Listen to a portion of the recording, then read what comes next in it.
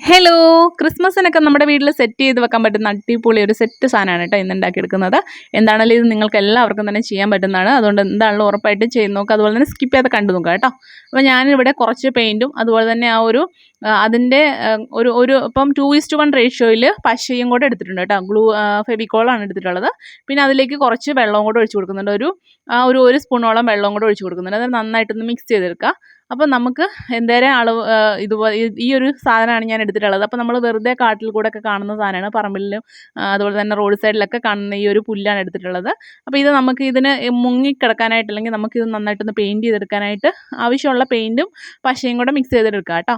ഞാനിപ്പോൾ ചെയ്ത് കണ്ടില്ലേ ആ ഒരു രീതിയിൽ തന്നെ എടുക്കുവാണെങ്കിൽ ഇത്രയും പുല്ലൊക്കെ ഉള്ളെങ്കിൽ കറക്റ്റായിട്ട് കിട്ടും കേട്ടോ.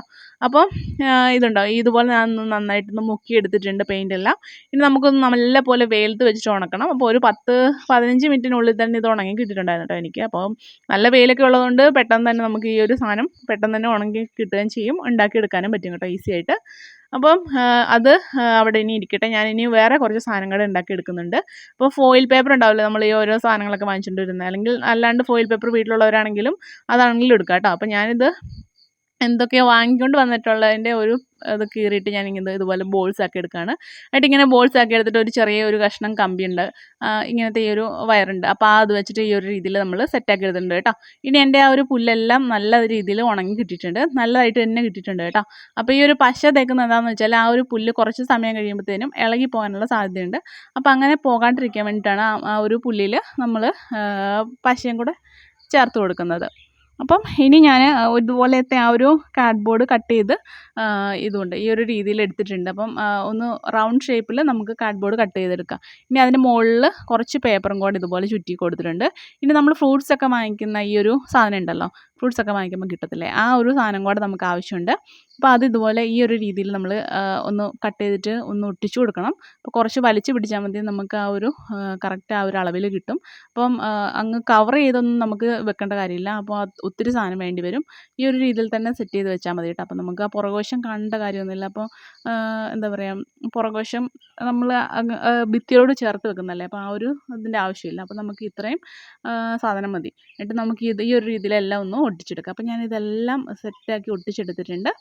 അപ്പോൾ ഇനി ഇതുണ്ടോ ഈ ഒരു പെയിൻ്റാണ് ഞാൻ അടിക്കുന്നത്, ഗോൾഡൻ പെയിൻറ്റ്. അപ്പം നിങ്ങളുടെ കയ്യിൽ സ്പ്രേ പെയിൻറ്റ് ഉണ്ടെങ്കിൽ അടിക്കുക കേട്ടോ. സ്പ്രേ പെയിൻറ്റ് ആകുമ്പോഴത്തേനും വലിയ വിഷയം ഉണ്ടാവത്തില്ല, കാരണം പെട്ടെന്ന് തന്നെ അത് സെറ്റായി കിട്ടും.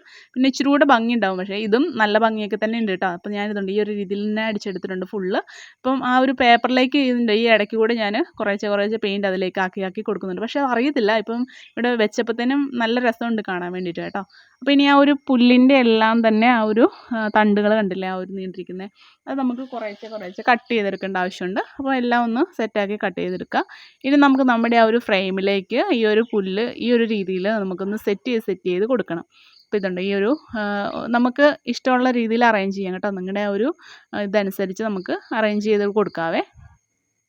അപ്പോൾ ഈ ഗ്ലൂ ഗണ്ണുണ്ടെങ്കിൽ പെട്ടെന്ന് ഒട്ടിയിരിക്കും കേട്ടോ. ഗ്ലൂ ഗണ്ണിന് സാധാരണ ചെറിയൊരു ഗ്ലൂ ഗണ്ണൊക്കെ ആണെങ്കിൽ ഒരു 90 രൂപയ്ക്കൊക്കെ കിട്ടും കേട്ടോ. അപ്പം ഒരു ഗ്ലൂ ഗണ്ണ് വാങ്ങിച്ച് വെക്കുകയാണെങ്കിൽ നമുക്ക് പല ഉപയോഗങ്ങൾക്ക് ഉപയോഗിക്കാവേ.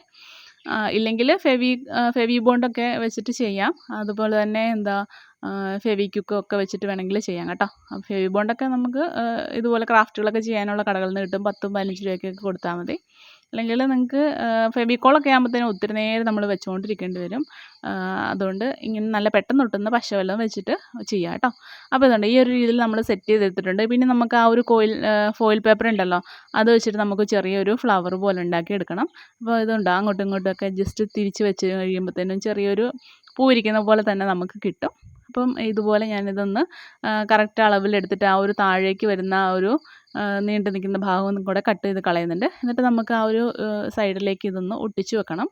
അപ്പോൾ ഞാൻ പറഞ്ഞില്ലേ, ഈ ഒരു എന്താ പറയുക, ഗ്ലൂ ഗണ്ണാകുമ്പോഴത്തേനും സെറ്റ് ചെയ്ത് ചുമ്മാ പെട്ടെന്ന് അങ്ങ് ഒട്ടിയിരുന്നോളും കേട്ടോ. അപ്പോൾ ഇനി എൻ്റെ കയ്യിൽ ഇങ്ങനത്തെ കുറച്ച് റോസിൻ്റെ ഫ്ലവറും കൂടെ ഉണ്ടായിരുന്നു കേട്ടോ. അതും കൂടെ ഞാൻ ജസ്റ്റ് ഒട്ടിച്ച് കൊടുക്കുന്നുണ്ട്.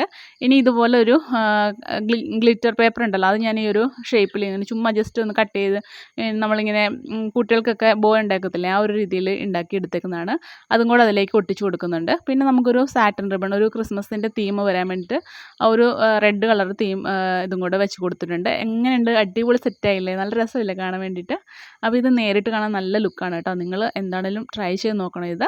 അപ്പോൾ ഞാൻ ഇതിപ്പം ഈ ഒരു രീതിയിൽ റെഡിയായപ്പോൾ നമുക്ക് ഈ സാധനം കടയിൽ നിന്നൊക്കെ വാങ്ങിക്കാൻ കിട്ടും, ക്രിസ്മസിൻ്റെ ആ ഒരു ഇതിൽ വെക്കാൻ വേണ്ടി, തീമിൽ വെക്കാൻ വേണ്ടിയിട്ടൊക്കെ കേട്ടോ.